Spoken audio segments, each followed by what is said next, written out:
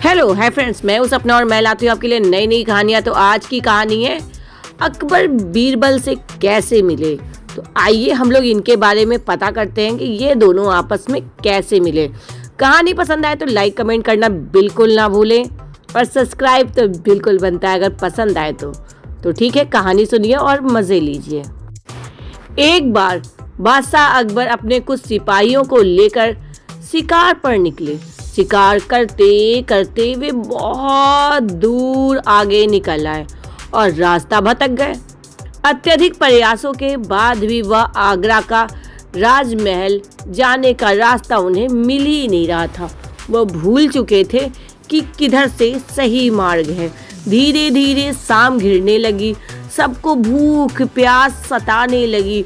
भूख प्यास के मारे सबका बहुत बुरा हाल हो गया था, लेकिन वे रुके नहीं और अनुमान लगाकर वह चलते रहे। अनुमान के आधार पर वो आगे बढ़ते रहे।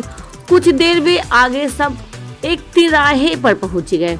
उन्हें उम्मीद था कि वहां से एक रास्ता अवश्य राजमहल को जाएगा, लेकिन कौन सा ये पता करना बहुत ही मुश्किल कार्य था और ये पता करना आवश्यक भी था क्योंकि उन्हें राजमहल पहुंचना था।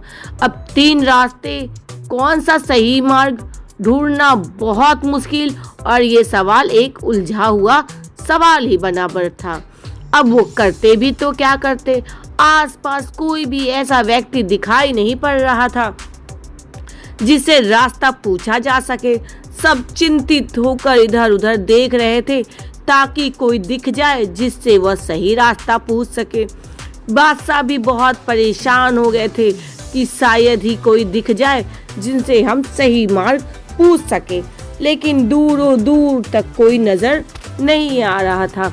समय बीतते चला गया, अंधियारा होता चला गया और काफी अंधेरा फैलते जा रहा था। तभी देखते देखते बादशाह की नजर एक बालक पर पड़ी जो उसकी ओर ही आ रहा था।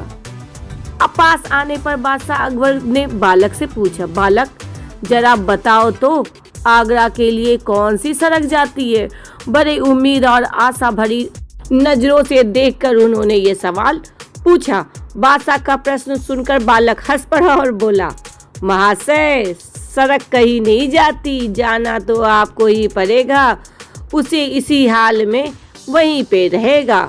अकबर उसकी वाक कटुता और निडरता से बहुत प्रसन्न हुए और प्रभावित हुए और प्रसन्न होकर उन्होंने बोला, बता तो दो कि रास्ता कौन सा सही है। प्रभावित होकर उन्होंने उस बच्चे से सवाल किया, क्या नाम है बालक तुम्हारा।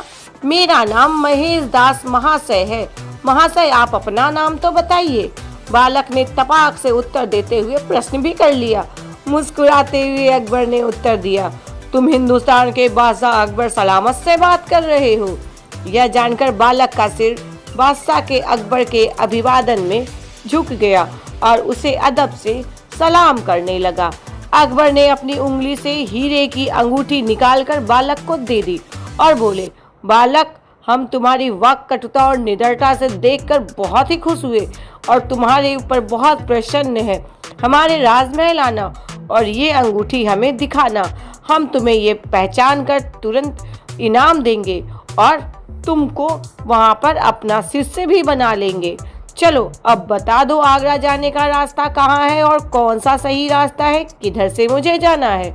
बालक ने अंगूठी ले ली और आगरा जाने का रास्ता बता दिया। समय व्यतीत हुआ और महेश दास युवा हो गए और उस एक दिन बादशाह से मिलने को राजमहल जाने का विचार बना लिया। उनकी दी हुई अंगूठी लेकर अपने घर से निकल पड़े। राजमहल पहुंचकर वो वहां हैरान रह गए। कीमती पत्थर से निर्मित और बेशुमार नक्काशी और सज्जी आलीशान महल को देखकर उसकी आंखें फटी की फटी रह गईं। कुछ देर बाद राजमहल को निहारने के बाद वह अंदर जाने को सोचने लगा तो द्वार पर खड़े दो दरबारी उन्हें रोक लिए। रुको रुको रुको, ऐसे कैसे तुम अंदर जा सकते हो। दरबारियों ने उस बालक से कहा। बादशाह अकबर के द्वारा दी हुई अंगूठी दिखाते हुए महेश दास दरबार से बोले, हे दरबारी मुझे जाने दो, मुझे महाराज ने बुलाया है और उन्होंने मुझे बुलाया है तो मेरा जाना आवश्यक है। महाशय तुम मुझे रोक नहीं सकते हो। फिर क्या था, दरबारी मान गए। बादशाह अकबर के द्वारा दी हुई अंगूठी को देखकर उन्होंने कहा, ठीक है, मैं तुम्हें जाने दूंगा। दरबार उसे राजमहल में प्रवेश देने के लिए राजी हो गया, किंतु एक शर्त है। बादशाह ने उसे जो भी इनाम देंगे उसका आधा हिस्सा वो तुम्हें देना होगा। बीरबल ने शर्त मान ली, कहा, ठीक है, आप मुझे अंदर जाने दीजिए। महाराज के द्वारा दी गई जो भी चीज़ मुझे मिलेगी मैं उसका आधा हिस्सा आपको जरूर दूंगा। राजमहल में प्रवेश कर वह बादशाह अकबर के द्वारा पहुँचे और द्वार पर पहुंचकर उन्होंने बादशाह सलामत को सलाम किया और सलाम करने के बाद उन्होंने उसे अंगूठी दिखाई, जिसे दरबार को देखकर दरबारी लोग और राजा सभी पहचान गए। अरे तुम तो वही बालक हो जिन्होंने मुझे रास्ता बताया था काफी समय पहले। जी हुजूर, आपने मुझे पहचान लिया, बीरबल ने कहा। जी हुजूर, बोलो इनाम में क्या चाहते हो? जहाँपनाह, मैं चाहता हूँ कि आप मुझे 100 कोड़े लगाएं। महेशदास के निर्ममतापूर्ण बात को सुनकर वो सोचने में पड़ गए कि ये ऐसा क्यों कह रहा है। यह निवेदन सुनकर बादशाह अकबर हक्के बक्के रह गए। और यह तुम्हें क्या कह रही हो? बिना अपराध के मैं तुम्हें कैसे कोई कोड़े लगवा सकता हूँ? जी हुजूर, मुझे तो इनाम में 100 कोड़े ही चाहिए। महेशदास की जिद के आगे अकबर को झुकना पड़ा और उन्होंने जल्लाद को आदेश दिया, महेशदास को 100 कोड़े लगाए जाएं। जल्लाद ने महेशदास को कोड़े लगाना शुरू किया। जैसे ही उसने 50 कोड़े पूरे किए, महेशदास बोला, बस बस बस हुजूर, बस, ये मेरे हिस्से का इनाम था। इनाम का आधा हिस्सेदार मुझे और किसी को देना है, मुझसे किसी और ने मांगा है। मुझे अपने वचनानुसार आपके दरबारियों को बुलवाकर अपने हिस्से के इनाम को उनमें देना है। इसलिए ये जो 50 कोड़े बचे हैं वो आपके दरबारियों को जाएंगे।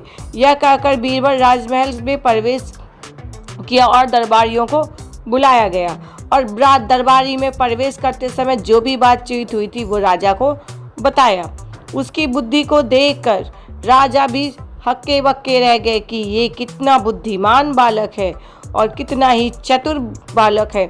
महेशदास की बुद्धि और देखते हुए उन्हें महेशदास की बुद्धिमानी के कारण उन्हें बीरबल से कहा कि जाओ इन्हें 9 रत्नों में शामिल कर दो और उनका मुख्य सलाहकार नियुक्त कर दो।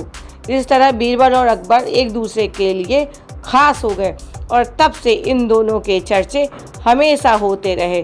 बीरबल अपनी बुद्धिमानी और निपुणता से कुछ न कुछ ऐसे कारनामे करते जिनसे अकबर के शान में और 4 चांद लग जाते और अकबर का सर ऊंचा होता।